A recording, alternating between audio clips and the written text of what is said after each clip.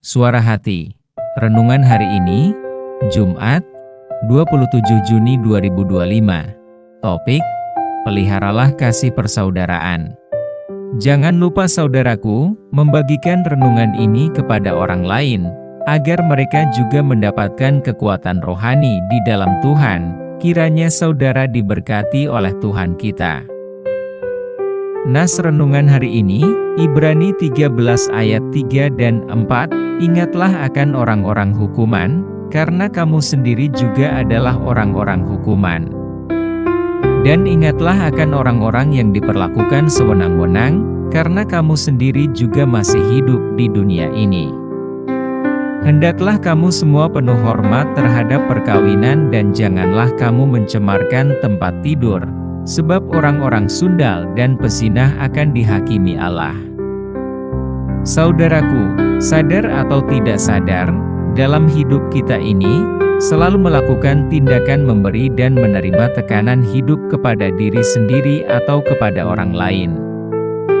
Bila kita menyikapi tekanan hidup secara negatif, maka bisa saja kita memiliki prasangka buruk, memunculkan konflik, memandang rendah diri sendiri atau orang lain.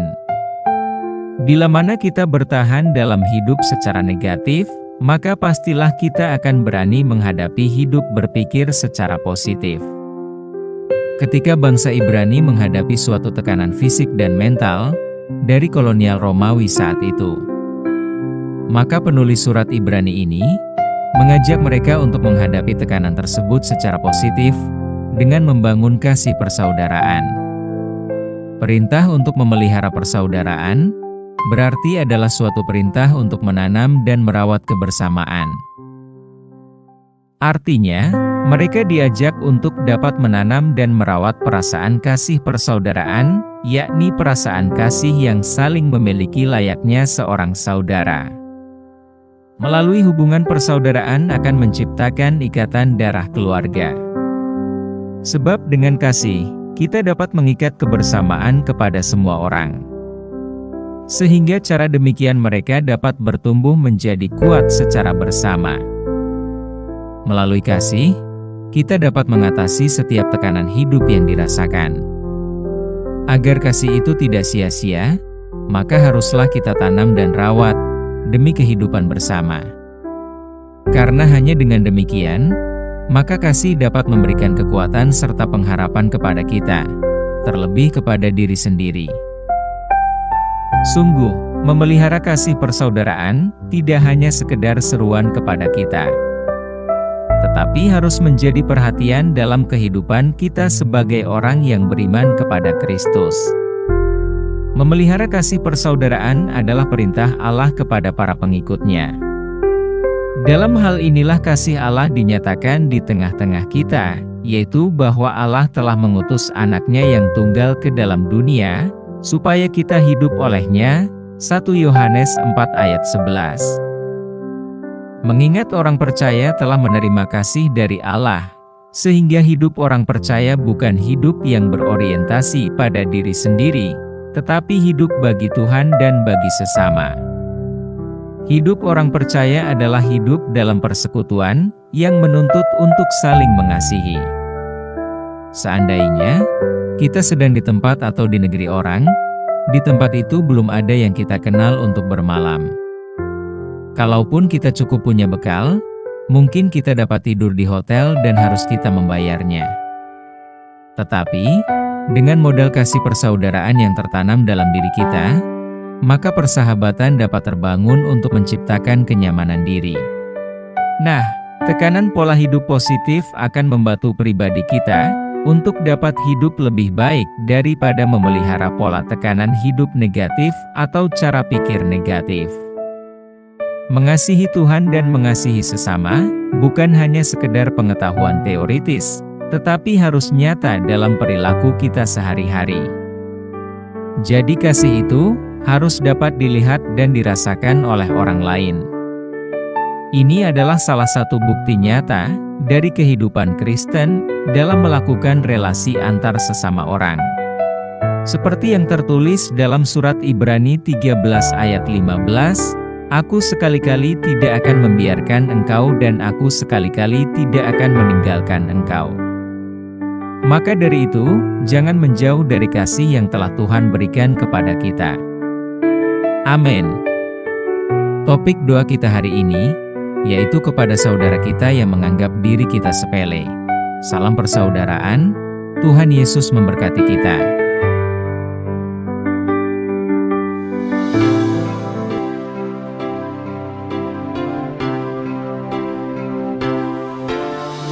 Janganlah kau bersusah hati, janganlah kau berputus asa, datang saja pada Yesus, kau pasti dilegakan. Hanya dalam tangan ada yang tak mungkin, asalkan engkau setia dan percaya Dia pasti menolong. Takkan pernah Dia kecewakan, karena Tuhan selalu setia. Dia sanggup menolongmu, Dia sanggup merubah hidupmu dan mengangkatmu. Jangan kau keraskan hatimu,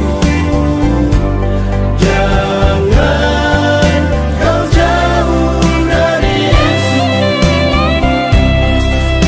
Di luar dari Yesus, hidupmu kan berarti. Janganlah kau bersusah hati, janganlah kau berputus asa, datang saja pada Yesus, kau pasti dilegakannya.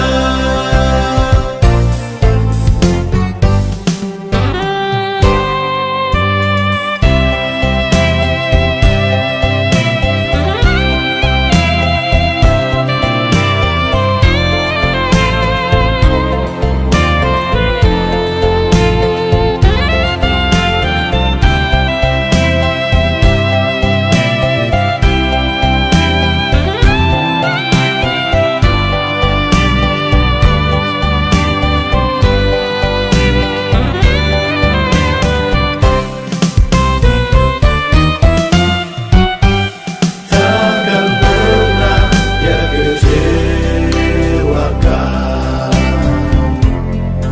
karena Tuhan selalu setia. Dia sanggup menolongmu, Dia sanggup merubah hidupmu dan mengangkatmu.